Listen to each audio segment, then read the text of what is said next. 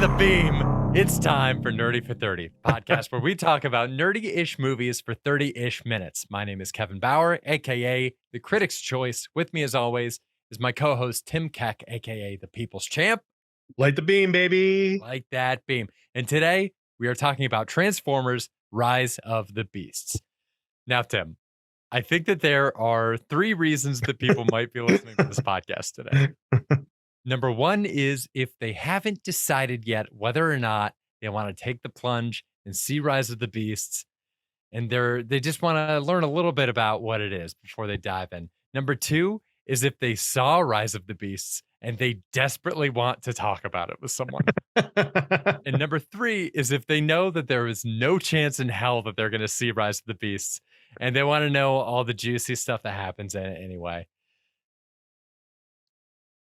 I think we owe it to everyone to just go all out on this shit because this movie was weird as hell and shockingly fun, and we didn't see it together, so I'm thrilled to hear what you thought about it. I liked it. I think any criticism levied at it is fair. I think any praise levied at it is fair. I mean, it's a movie about Transformers. Like, let's not get it twisted. All right. These are toys that they made a movie about. It is dumb. It doesn't make sense most of the time. But it's a blast to see all the Transformers doing their thing. Great. I think the end of the movie fucking slaps. I think it's great. Bumblebee. How far? Bumble. Do you mean like way in the end? Next to the end, or do you mean the basically like post credits tag? I mean, Bumblebee is the heart and soul of the Transformers franchise, and they like knock him out pretty early. Like, he's not in the movie, and then at the very end, he shows up again, and I was like, "Let's go!" Like, finally, I was like, "Fucking Bumblebee's here!" Like, I'm ready to go. Let's destroy these whatever Decepticons. They're not Decepticons. They're Antagonons or something. I don't know.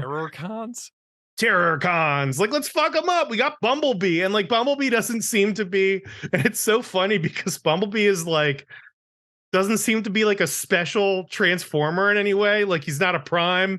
He doesn't seem to be a good fighter in any of the history we have of him.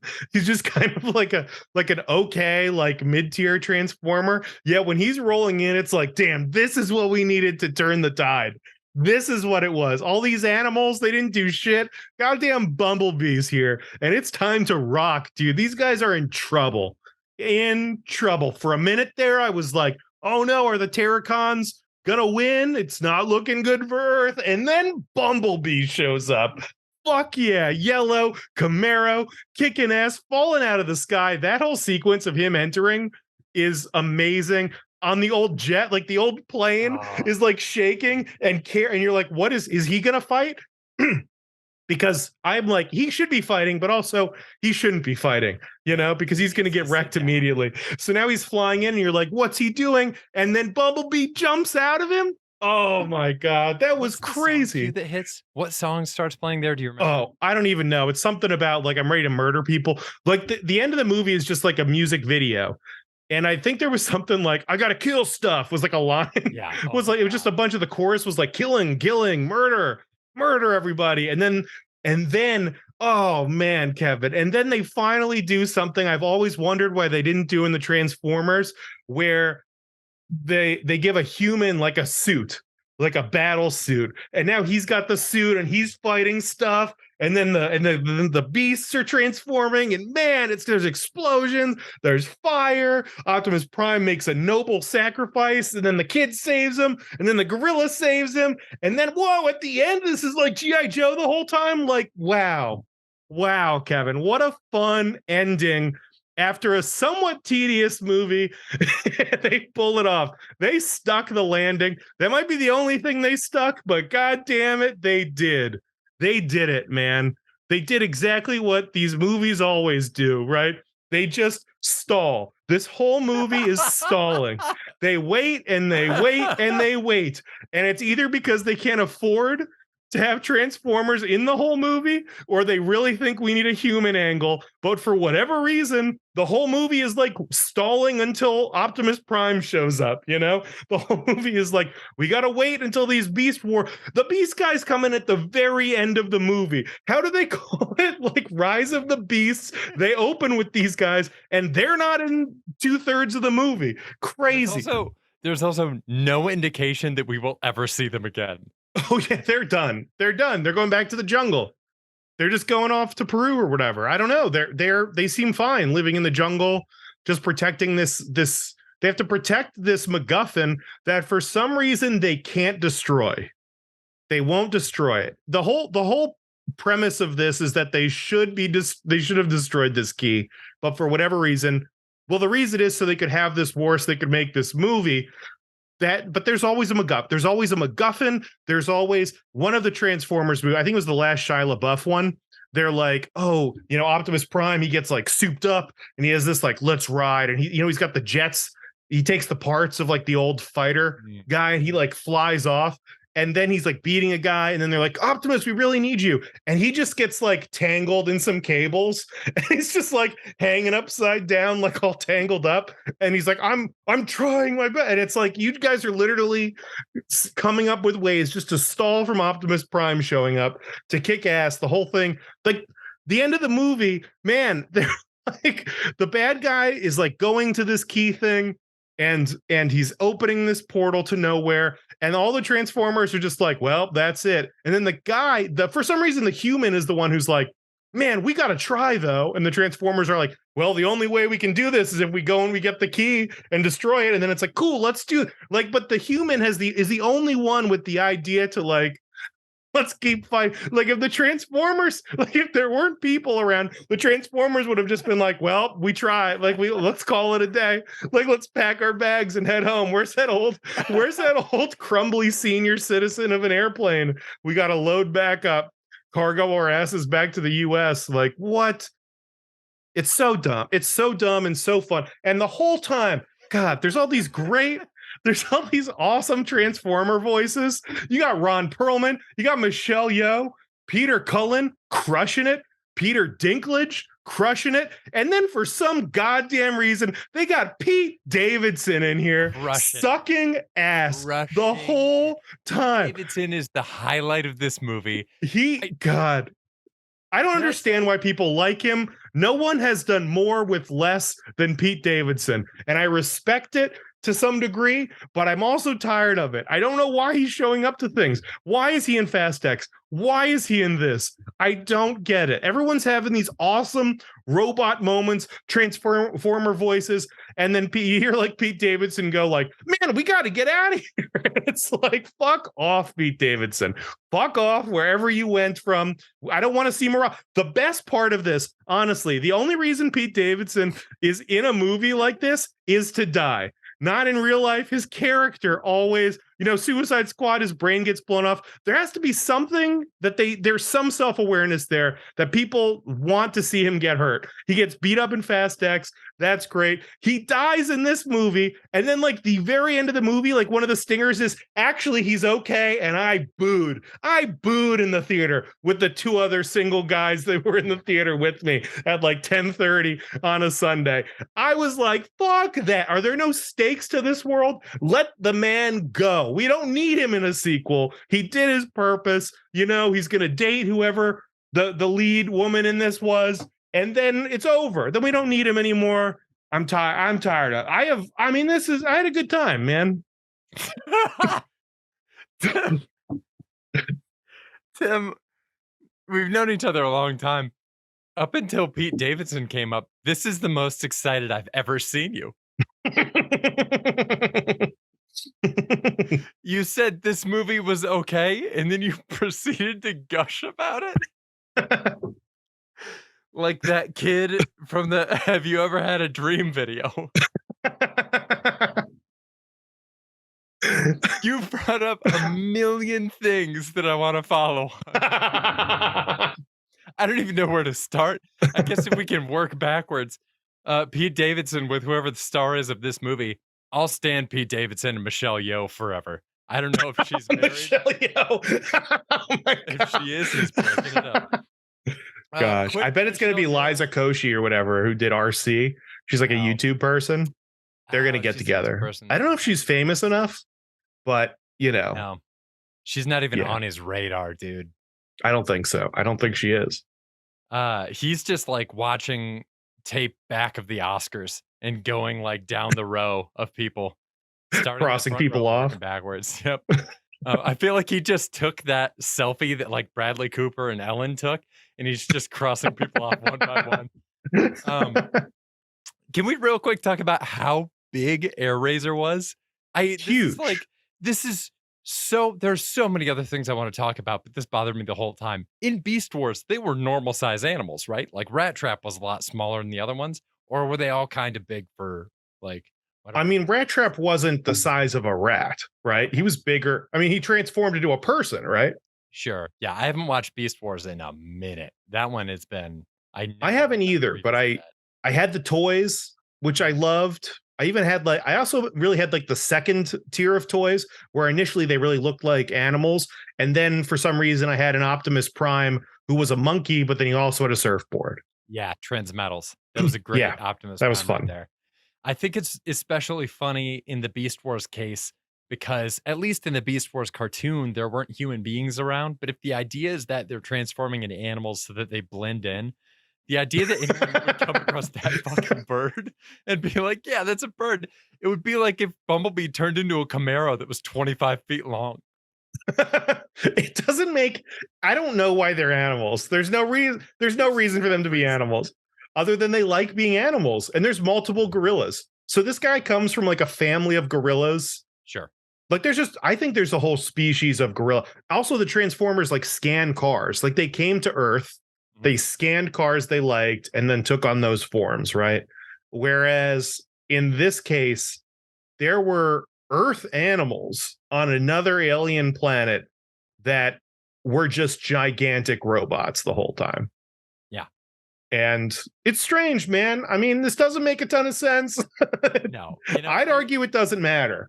If we're gonna poke holes in that way, I would start with how in Bumblebee, the movie Bumblebee opens up with a very cool Oh, war which I sequence on love. Cybertron, and you see some of the Decepticons, and even though they're in the shape of space planes and space cars, I noticed that those vehicles still have cockpits and windshields, which makes absolutely no goddamn sense. If the thing is the car, it doesn't need a cockpit. It doesn't need any kind of windshield to see out of. But that also brings up one of the bigger things that I wanted to say about this, which is I think that this is kind of like the top tier of like kid entertainment right now, where this is people always level against the Marvel movies that they're made for kids.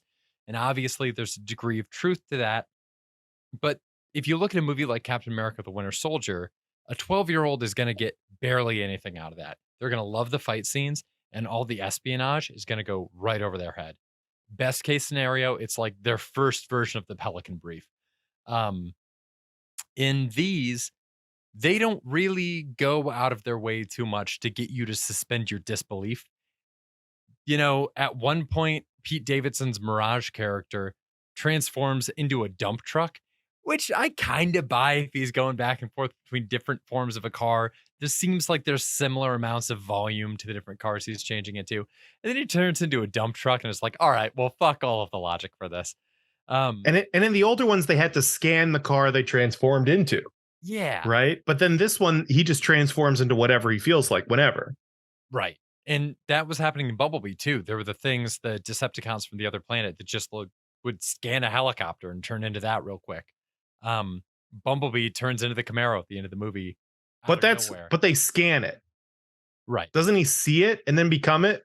Whereas Mirage, or goddamn, I'm going to refer to it as Pete Davidson for the rest of the Sure. thing. Please do. Whereas Pete Davidson doesn't scan shit. He just is a dump truck now. Well, maybe he scanned the dump truck, but he does transform into like 3 different cars in front of this guy, which is a previously unheard of Transformers power. If we're going to get real nitpicky, Yeah. which I think we should. I think we should. I really once I turned that off, once I realized that there was going to be no sort of realism to this at all anymore. I had a much better time watching this movie. Yeah. And there were moments where it got tedious. I almost fell asleep twice. I do need to confess that. But there were also moments that I really, really loved. It reminded me a lot of Bumblebee, which if you haven't seen it, is like a perfectly good movie. It's pretty fun. The I biggest think thing it's with great. Bumblebee, yeah, the biggest thing with Bumblebee is that it gets really boring as soon as it tries to connect to the rest of the Transformers universe. When it's just Haley Steinfeld in a John Hughes movie with a car, it's great. It's And such a John good time. Cena there. John Cena gives it his all in that movie. He has He's a great. blast with it. In this one, I really liked the New York City 90s, like street level burgeoning criminal movie that was happening at first, like reluctant criminal movie we got. I thought Anthony Ramos was amazing. And then separately, the Beast Force stuff was cool. Why not? But anytime there was any kind of like an attempt at reconciling the two, anytime Anthony Ramos and Dominic Fishback had to talk about terror cons with a straight face, I'm out. It sucked. That was awful. But the two separate movies were really good. I don't understand. I get it that we can't have just a Transformers movie. For whatever reason, they can't afford it. I think there's some complication with like CGI. Maybe we actually need a contrast with like a human being, because you're right. They are machines with cockpits. You need someone to go in the cockpit. And there's always been this like human element in these movies, whatever. They gave us a lot of human. Oh yeah. A lot of time with these guys. This is like they crossed the 2 hour mark. Why? I guess is all I'm saying. You can't cut a. There's like a whole scene where they're going into this underground cave and they have to solve this puzzle, and then he fights this guy, and then all this stuff just for them to meet a giant gorilla who goes, "Oh yeah, that was pointless." Yeah. And Feels like we could have cut that. we could have just not done. I mean, the Transformers aren't in it. It's just Anthony Ramos, who's amazing. He's a great actor, and he's just running around in a cave. And there's no. And I'm bored. I'm did not like that part. This is, I always said like in Lord of the Rings, they need like a Hobbit list cut. Like just cut the Hobbits out. Like just get to the good stuff. Hobbits are boring. They suck. I'll say it.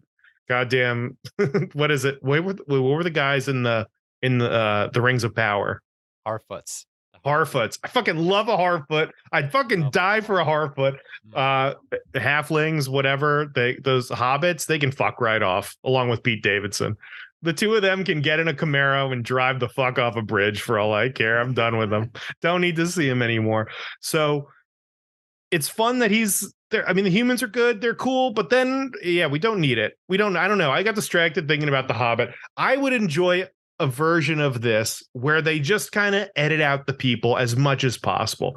There were 2 times in this movie where where the human goes to the Transformers and says, "Actually, why don't you guys wait here and I'll go get the thing?" And Optimus Prime is like, "Oh, you better get it, you stupid human," And then it's just like a 20-minute scene without the Transformers, and it's like, oh, and then they just drive in anyway. Like, oh, what if you guys just like did it? What if you guys just went after it?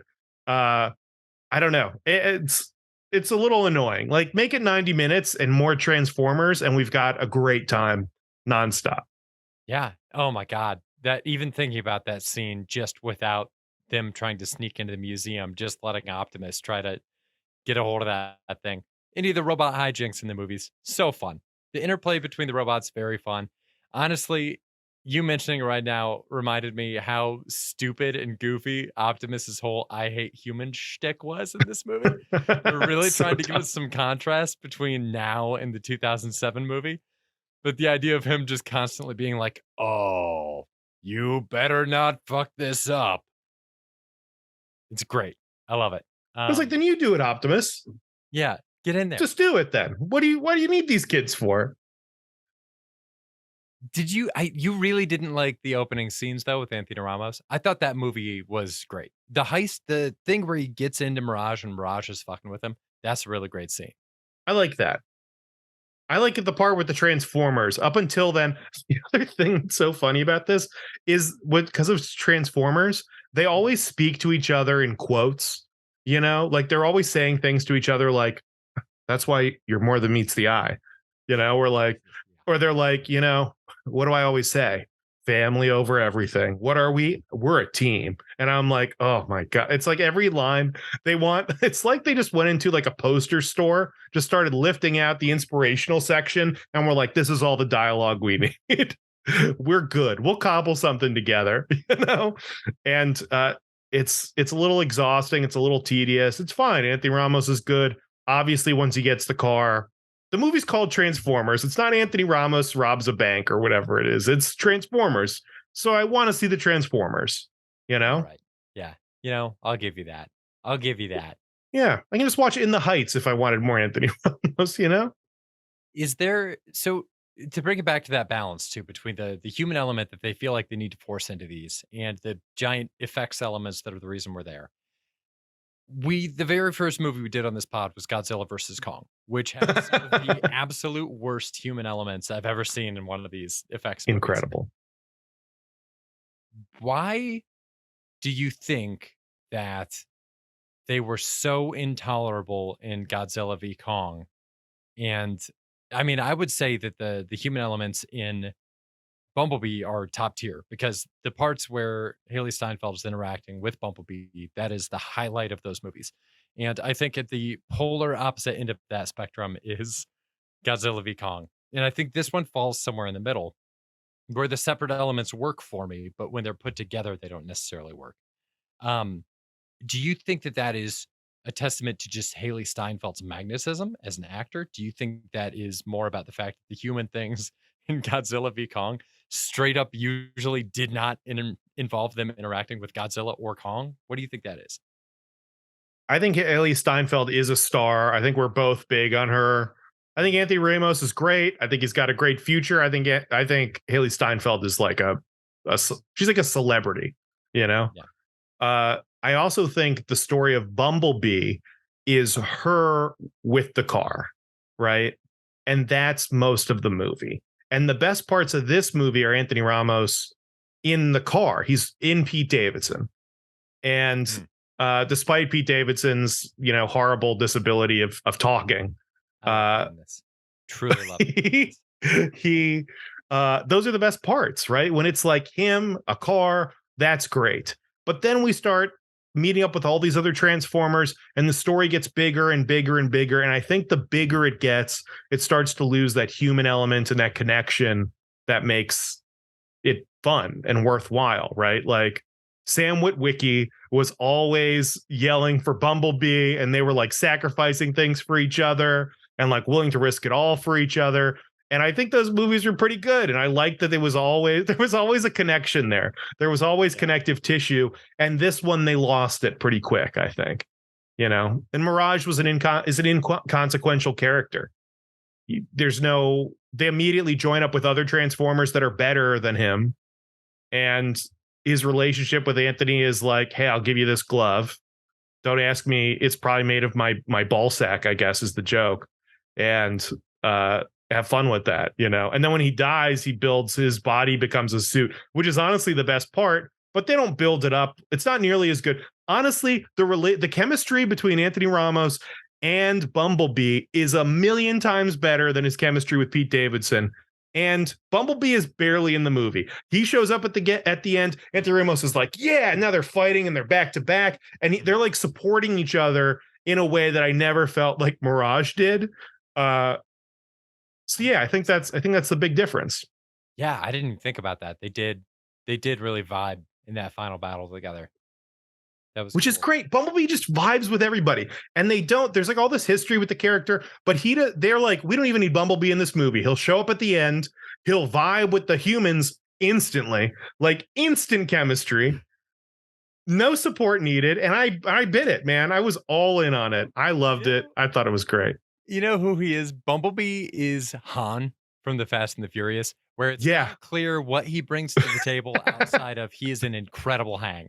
It's not sure. Him around. We don't know what he's bringing, but he's fucking bringing it. He's cranking it up to a 10, and we're all like, I don't know what this is. Leave out some snacks, fun radio sounds. But fuck yeah, Han's here. Fuck yeah, Bumblebee. They have the same energy, and I'm here for it. So there's the reveal at the end of this that they are going to be mashing this franchise up with G.I. Joe, which is Do it. I love it. Fucking go for it. I They were vamping so much for whatever's going to be on the backside of that card. And all the Transformers movies have had that like Section 7 I thought it was government going to be agency in Section it. 7 for So sure. the whole time I'm like, why are we beating around the bush here? Flip the card, it says Section 7, roll credits. He flips it, it says G.I. Joe. And I heard multiple people in my theater go, what the fuck? It I love it. completely took me off guard. I love it. We've been talking. At least I think that the human element is the weakest part of the Transformers movie. Mhm. If instead of regular humans, it just goes to GI Joes. Like if the next movie is half GI Joes, half Transformers, and like no filler characters, Yep. I'm in. How fun would that be? Then it's like just a good time. I can't wait to see what this is. And GI Joe has kind of been a weird franchise. I haven't really liked any of the GI Joe movies necessarily, but if they treat it with the same level of corn and just like, you know, haphazard throwing shit at the wall that they did with the Transformers in this movie, I think it's going to be awesome. What do you think? I'm right there with you. I think weirdly enough, this is the 7th movie in the Transformers movie franchise. I think they've just locked into what it is. I think it's really similar to the Fast franchise in that way, where it's kind of having this second life and becoming something else that's more beautiful in every way. Uh, and it's really weird to me because this is something that I meant to pitch on our Fast episode, our episode for Fast X, but we ran out of time. I know they're crossing over the G.I. Joe. That's great. But Tim, I think a beautiful next step in both of those franchises would be a Fast and the Furious and Transformers crossover. Can you imagine how much fun that would be? Do you realize that Michael Bay hasn't touched the Fast franchise yet? Spiritually, sure, but practically, can you imagine if Michael Bay himself made a crossover Transformers and Fast franchise movie? He should straight up make a Fast and Furious movie. I think that'd be fun. I would love Uh, that.